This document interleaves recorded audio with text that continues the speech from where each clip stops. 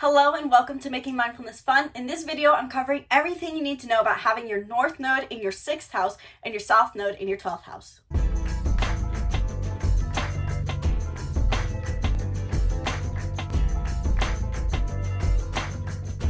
Hello and welcome to Making Mindfulness Fun. I'm Isabelle, the co-founder and personality expert here at Making Mindfulness Fun. I help you understand who you are using personality typing systems. Today I'm talking about astrology and one of the most important aspects in your birth chart. There are 3 aspects in your birth chart that I consider the most important, and those are your Lilith, your moon sign, and your North Node, which is your highest path to growth in this lifetime. So it's extremely impactful to know not only what sign that your North Node is in, but also the house.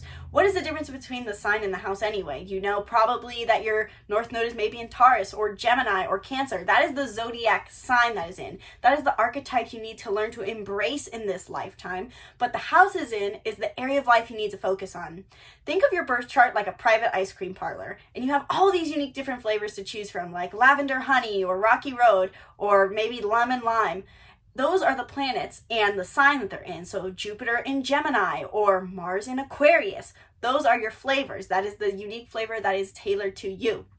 But you need a delivery for your ice cream. So you can put it in a cup or a cone, maybe a sugar cone, maybe a waffle cone with sprinkles. That is the delivery for your ice cream, and those represent the houses. There are 12 houses in your birth chart in astrology, and those represent the 12 aspects or areas of your life. So based on what house your North Node is in is the area of life you need to focus on, and the house that your South Node is in is the area you're going to be drawn towards focusing on but need to move away from. So if you have a North Node in your 6th house, you're going to always have a South Node in your 12th house. The North and South Node are always on a direct opposition or opposing axis. So if you have a North Node in your 6th house, it's going to be in your 12th. Your South Node will be in your 12th house. If your North Node's in your 2nd house, your South Node will be in your 8th, etc. It's always going to be opposing each other. So the 6th house represents our area of service, the part of our life where we get tangible and organized, where we put our hard efforts in, a lot about wellness and self-care. This is where we get in touch with our physical reality. The 12th house is all about the subconscious realm. Instead of being present, physical reality, the 3D, it's all about the 5D, what's in the higher dimensions, the dreams, the fears, the subconscious, things that are not here tangible that you can see, hear, or smell, or see anything through the 5 senses. So this opposition is something that you have to work through with a South Node in 12th house and North Node in 6th house. Another thing to note about the houses is that there is a zodiac sign that is related to each house that the houses were created off of. So the correlated or the related sign associated with the 6th house is Virgo, and with the 12th house it's Pisces. So it can be similar with if you have a North Node in your 6th house and a South Node in your 12th house, it'll be similar to having a North Node in Virgo and a South Node in Pisces. However, it'll not be directly the same. After all, this is the area of life we need to embrace. That's more about like the tangible physical matter of your North Node, what area of life you need to grow into, not necessarily the archetypal energy that you need to embrace. So depending on what sign your 6th house North Node is in will change how you need to embrace this 6th house energy.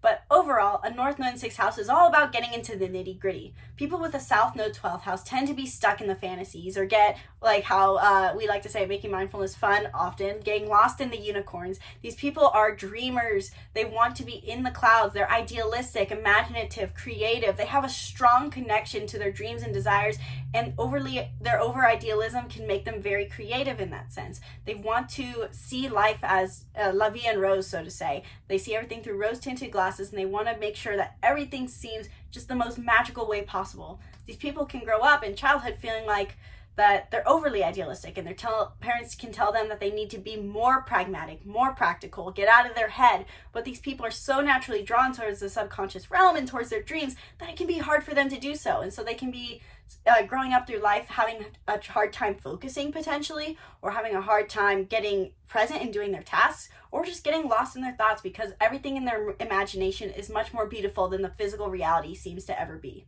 One thing I want to note really quick is that there's a common misconception about the South Node, and that misconception is that you're supposed to eliminate your South Node entirely and never embrace that energy. However, the South Node is not only your past life karma, but it is your inner gifts and talents that are overused.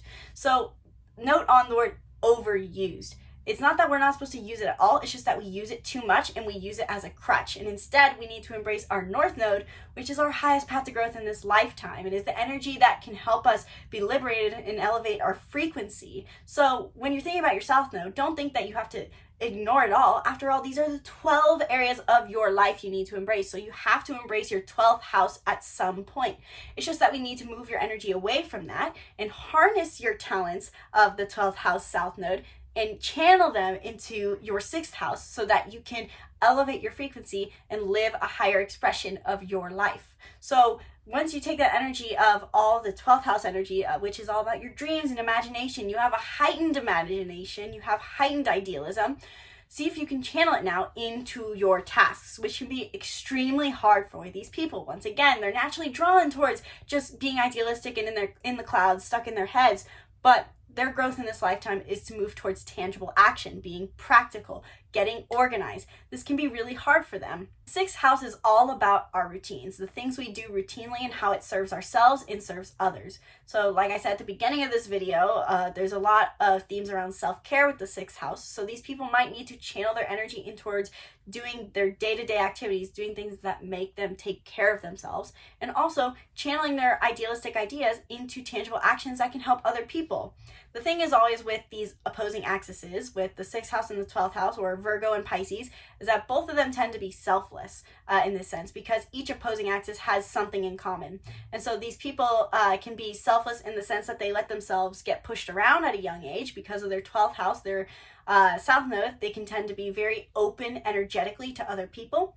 And so they feel like they get pushed around a lot. They become very selfless and they don't really take care of themselves, especially not in the tangible physical way where they maybe feed themselves, give themselves a good night rest, take care of their space. They might just get so stuck in their head that they don't even organize their space. And now they're living in a rat's nest, so to say. But their growth is to move towards the 6th house, and that can also deal with issues of selflessness, but that can also become a heightened expression of selflessness that can be fulfilling for them. So they can tangibly apply their idealism into a routine, get focused on the tasks, and being more analytical about the things that they feel. And this can help them serve others selflessly, and it can be fulfilling to them. Instead of feeling like they're getting pushed around by having no energetic boundary, they build an energetic boundary and they can serve other people better and serve themselves. So if you have a North Node in 6th house, focus on your day-to-day routine. What are the things you do to take care of yourself? And what are the things you do to help other people? Are you saying idealistically all the things you could do to help other people, but you're not necessarily doing it tangibly? Instead, you're just sitting at home? Focus on your tasks, and it might require you to be a little more analytical. Naturally, you want to see things through an emotional lens. You feel everything and you're intuitive about everything, but you might just need to be more practical. In fact, then your North Node says that you need to be more practical in this lifetime to reach a higher expression in this reality and move forward on your karmic life path in this reincarnation.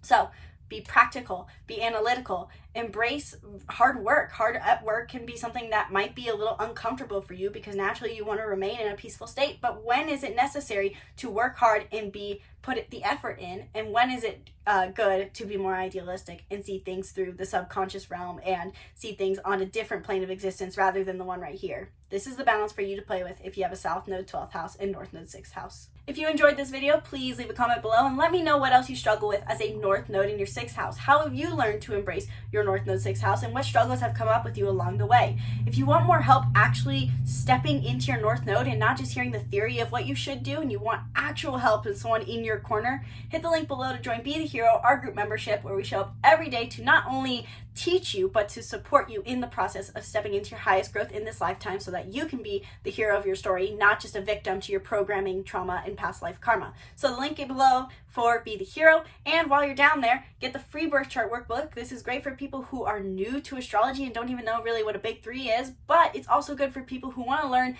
how to actually apply their chart. A lot of times, especially me, I did this before too, where we get into astrology and we're just so excited and we love hearing all the information and thinking, oh my God, this is so me, that we forget that this is actually something that we can apply to live our best lives and live in alignment. So The birth chart workbook, which is free in the link in the description below, teaches you how to embrace each part of the main parts of your chart so that you can apply it and use it to your advantage so that you can live an aligned life. The link is below for that. The link is below for Be the Hero. Leave a comment below and let me know what you struggle with, and stay subscribed to our YouTube channel to stay tuned on further videos on the North Nodes through the houses. From my heart to yours, namaste.